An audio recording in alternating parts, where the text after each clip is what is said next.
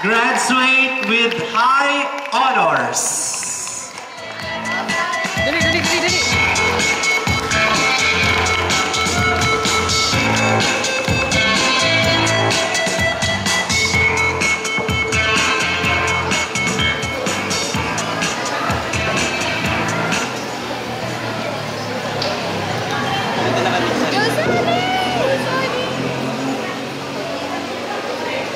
Good morning, everyone.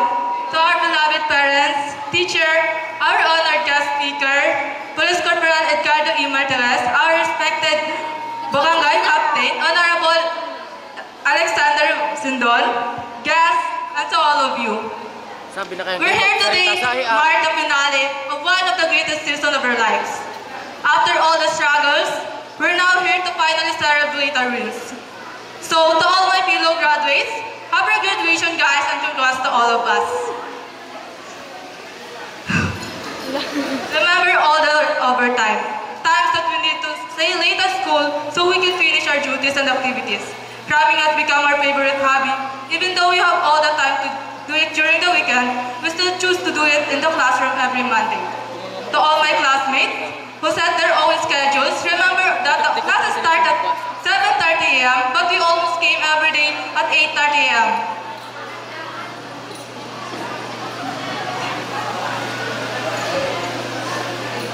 The many times that Ma'am Principal needs to remind us that the principal's office is just the room next door, but we're like a deep that will still continue the noise. Our classroom almost looks like a place destroyed by super typhoon or whatever disaster it is. And all the stress that we give to our class advisor because we're too stubborn and we have our own policy and rules. After all our flaws, we're here today, proudly graduated. As Audrey Hepburn said, nothing is impossible. The word itself says, I'm possible.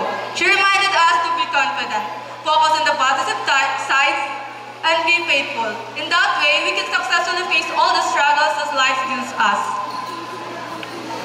Look how made it possible to be here now. It looked impossible before, or if you even know me since elementary, you'll probably be surprised to see me here. Because who would think that this slow learner and considered as mute before is now speaking in front of you? This sounds crazy, right?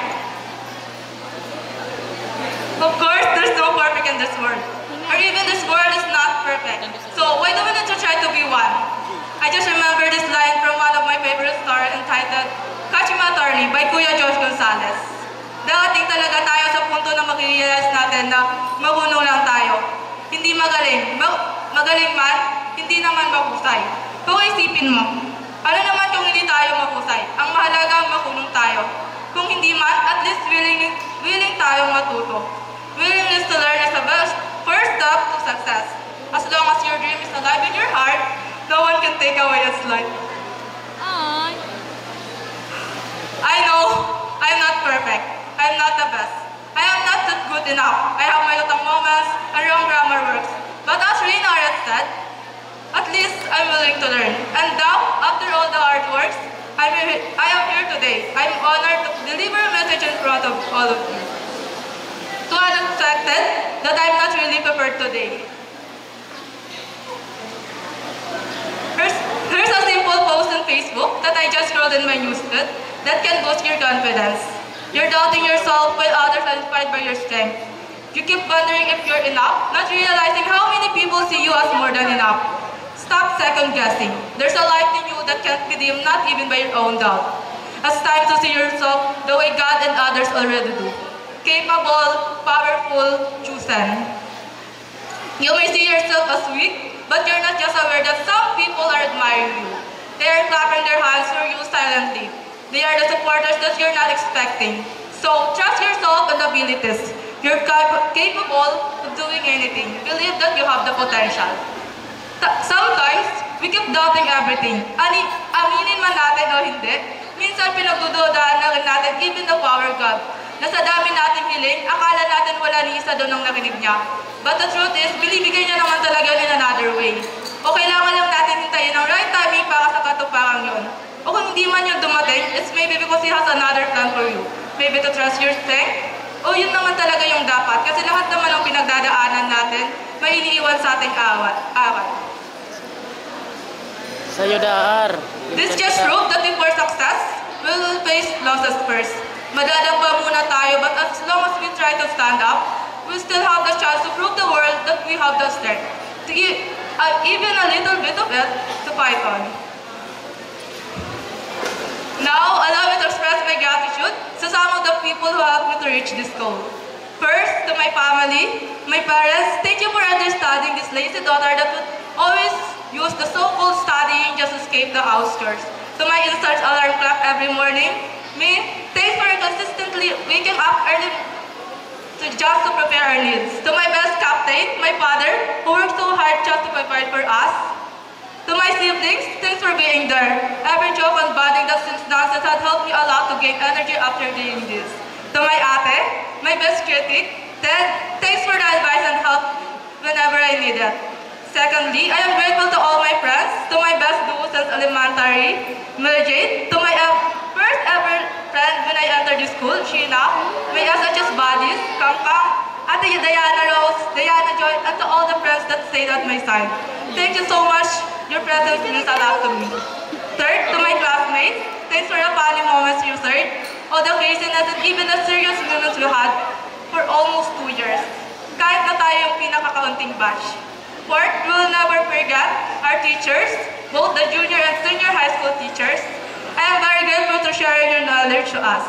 To my former class advisors, Ma'am Rosalyn, Ma'am Chona, Sir Ali, Ma'am Nasal, and Ma'am Rockwell, your guidance helped me build this version of myself.